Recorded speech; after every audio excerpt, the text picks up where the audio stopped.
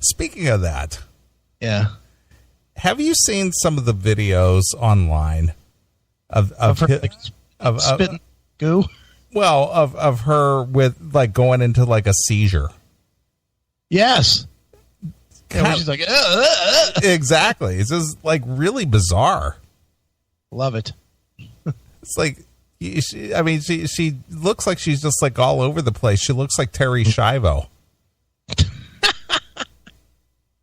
Terri Schiavo. And ironically, she speaks just as eloquently. That's my point.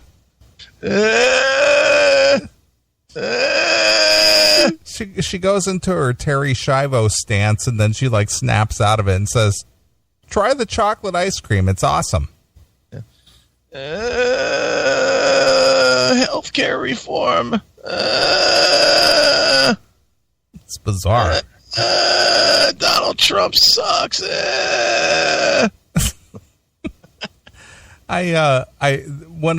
of the InfoWars guys. Yeah.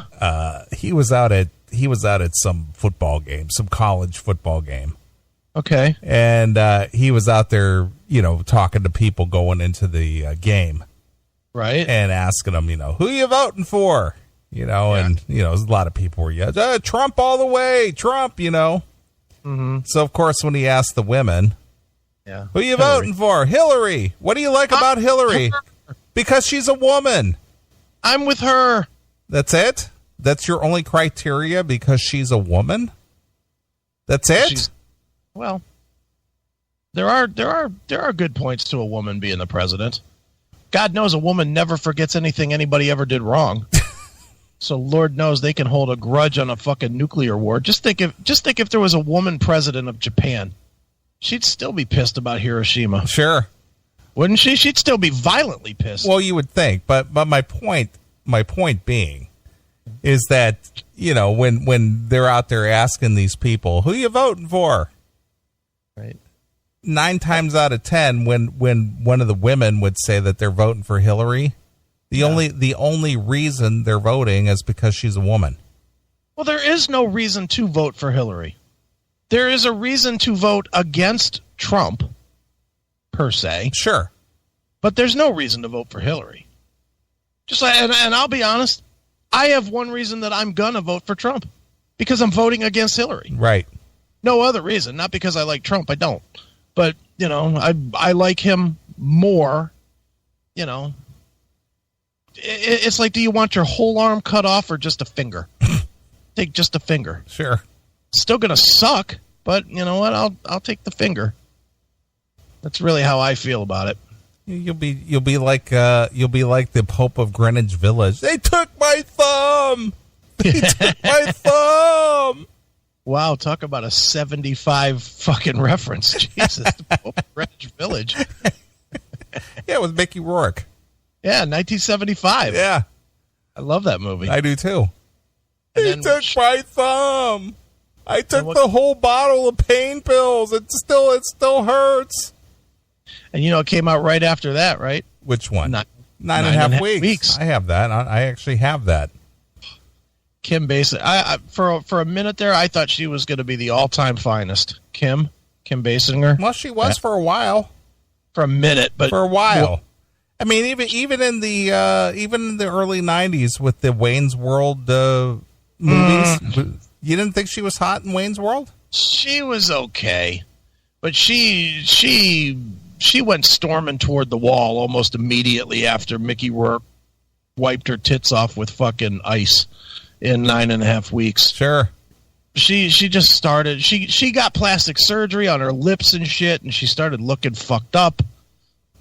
She hit the wall fucking screaming fast. And then she in my world of who to jack to, she was quickly replaced by Michelle Pfeiffer, who stayed hot for a lot longer. I don't know if you agree, but well, Michelle Pfeiffer, I have not seen her recently. Let's take a look. I have not seen her recently either. Michelle Pfeiffer. Let's make it 2016. She still looks pretty decent. Mm-hmm. Not run over. This says this is 2016. All right, Let me copy image address. I'll put it in the chat room. You can judge for yourself. Boy, that's a hot picture of Hillary somebody just put in there. Look at those big old fun bags. Oof. All right, what do you think? Well, for someone who's my age, Yeah, she still looks pretty good. yeah, I'd still hit that. And, of course, that expression on her face is a little rough. Yeah, yeah. I didn't exactly go for the best one, I guess. Here, let's try this one. This is better. She's smiling. Copy image address. Chat room. Try this one. Picture. Paste. Send. Try that. What do you think of that one? Yeah, very nice. Yeah, that's still good. Yeah, very, very doable. Yeah. Yeah, she looks good. Did you ever see that movie from the early 80s with Tony Danza and her? It was called Hollywood Nights, Knights. No. It's kind of like almost, it's just a silly movie. It's not, certainly not serious at all. Okay. But it's kind of like a 80s version of American Graffiti. Okay. And it's a kind of an early movie for her, but yeah, she was very sweet and innocent in that movie. All right, I'll check it out. Hollywood Nights. All right, I'll have to see if it's on Netflix or Hulu or something. A lot of cool cars in that movie. Okay. Well, that won't win me as much as Hot Chicks, but yeah, well, of course, the hot chicks are always good, but you know, I'm a car buff, so I enjoy the hot rods and stuff. yeah. But there was a lot of hot rods in that movie, kind of like American Graffiti. Okay. It's good stuff, but it's just a silly movie, just kind of pranks, just very juvenile pranks in that movie. Well, I'm all for that. That's about my education level. just lighthearted goofiness. Right. Mm-hmm. So, anyway, so where are we going from here, pal? Oh, you said we were going to talk about last week's show. Oh, yeah, last week's show. Obviously, the ones that the highlights of the show. Now, I'll ask you, what was the highlight of the show last week for you? Jigaboo. You love that one? Hands down, Jigaboo. I couldn't decide between having a duel with a cocksucker and the Jigaboo, which one was the funniest? Yeah, the Jigaboo thing, just the comments were just fucking ridiculous. Rosa, you can't sit up front. You're a Jigaboo. Get in the back. Just so wrong. I was calling out Martin Luther King, and you go, I don't care if you have a dream. Get in the back. You could dream all day long if you want, but you still have to ride in the back. Yeah, there was some funny shit in there. Oh, my God. My favorite part of that segment was when we started talking about how did the principal not see this big thing tacked up in the room? Yeah, it's a Jigaboos.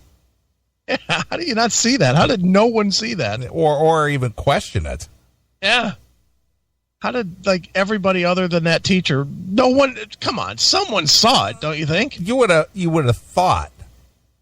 They made it sound like it was a big old poster board. Yeah, it was some kind of a poster board in the classroom, but maybe nobody went in the classroom. Who knows? Yeah, I don't know. It just was ridiculous. It was pretty silly. Yeah, it was. So, I don't know. It's just, I listened to a couple of those segments a couple of times, and it was just really funny. Right. So, I don't know. I enjoyed it. Yeah, I thought we did one of the best shows we've done probably this year. I thought it was even the Jan Keeneman stuff was fucking hysterical. You know, I don't know if you listened back to that or not. I did. That was funny. That guy shoehorning all those words into the lyrics. Yeah, and his 14-verse song of everything Jan's ever done. Mm-hmm. Then the sales went away and the band broke up, and then we got back together with a bunch of new girls. Right. What are you doing? She was the girl with the golden hands. Yeah, bizarre. I was singing that fucking dumb song all week this week. You were singing that song? I was humming it in my head all week long. That stupid song got in my head. The girl with golden hands. Oh, my. Very catchy. Yeah, I think he's got a hit on his hands. Just hasn't found the right outlet yet. Sure. The girl with the golden hands. Very, very, almost hillbilly-ish. Yeah, exactly. Good stuff. Where is that guy from anyway? Is he from the States? Is he here in the States? I don't know.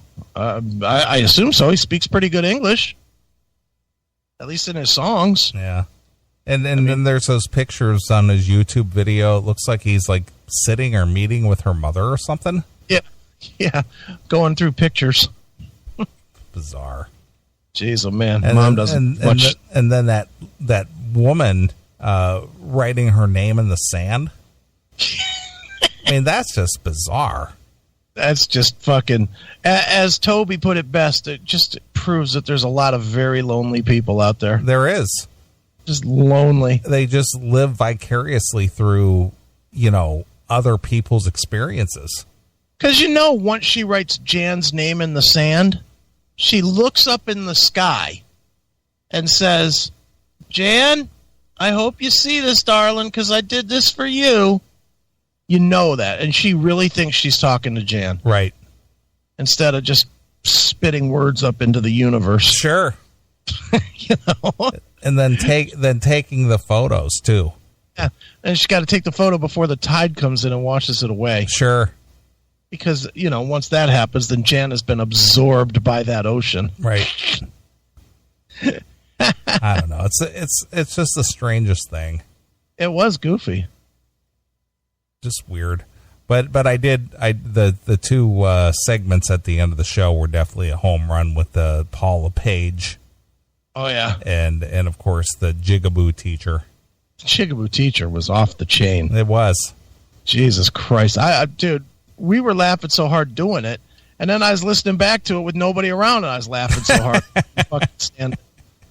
Well, one of the best parts of that whole Paula Page thing is when we were kind of like describing his whole office setup. He's just sitting at his desk, just grumping and go, what can I call this guy? Yeah, I'm going to call him a cocksucker. He's like, give me the phone. Then I was just like, he's sitting back with this look of satisfaction on his face. Like, yeah, I told that cocksucker, get me a stogie. Light this up for me. I showed him. Yeah. I listened to that a couple of times. Too funny. It was all good. Definitely fun last week. Yeah, fun stuff. Yep. Well, if you missed it, it's on the Spreaker, on the YouTube, on the iTunes. You can go back and listen to it if you missed it last week. I haven't looked at Spreaker. Are we like close to another 100,000 in the books? It's getting up there. I know we're getting up close to like 70,000. Okay, wow. Already. Dude, it just churns, doesn't it? Yeah. I mean, we crossed 2 million on the 17th of August. Right. Which, we're on the 10th today, so it's 10, let's see, what was that? 11 plus 3, 14, 24 days. And we've done 70,000. Yeah, 24 days, yeah. Jeez. Yeah, I know you guys are doing a good job just listening to the show and downloading it and stuff. It is really amazing. Mm-hmm. I like it. Well, I need to take a short break. All right, I can use a beer. And we'll just play a tune. I don't know if I'll play a bumper ahead of the tune or not. Can I suggest a band and a song that sure. I know you don't have a bumper for? Oh, no. No, I'm not going to play it. If I don't have a bumper for it, I'm not going to play it. All right, so I shouldn't suggest it? What do you want to hear? Do you have the first Easy-O record? Well, let me see what I have. Because I know we've never interviewed Easy-O. Okay, I got Easy-O, yes. How about Mr. Midnight from Easy-O, the first one? I do have that. All right, perfect. You're lucky. And no bump. Maybe you could play a loudness bumper, though, in front of it, just to... Loudness. Just to make Bessler still be confused. Well, I could do that, too. Cause, oh, we do that too. Because I need to have a bumper before the song, because if I don't have a bumper, I won't play the song. All right, we'll play a loudness bumper, okay, and then the EZO tune. Okay. That should be good. It'll confuse everybody. Yes. All right. All right, well, here's some EZO exclusively here on your classic Retro Show. Hi, this is Mino Nihiro, singer from Loudness, and you are listening to Classic Metal Show.